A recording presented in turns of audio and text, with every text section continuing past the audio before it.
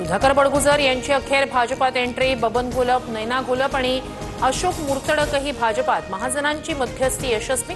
पक्षप्रवेशापर्यंत बावनकुळे आणि रवींद्र चव्हाण मात्र अनभिज्ञ।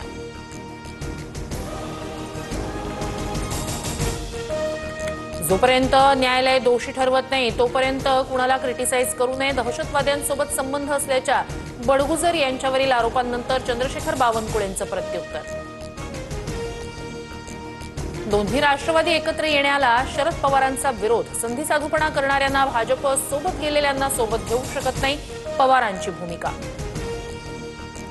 महाराष्ट्रात शाहू फुले आंबेडकरांचे विचार रुजलेत, तेच विचार पुढे घेऊन जातोय। शरद पवारांच्या भाजपसोबत न जाण्याच्या भूमिकेवर अजित पवारांची प्रतिक्रिया। अजित पवारांचा कारखान्याचा अनुभव 25 वर्ष तर माझा 65 वर्ष। मी 100 वर्ष जगणार आणि लढत राहणार। चंद्रराव तावरे यांनी अजित पवारांचं चॅलेंज स्वीकारलं।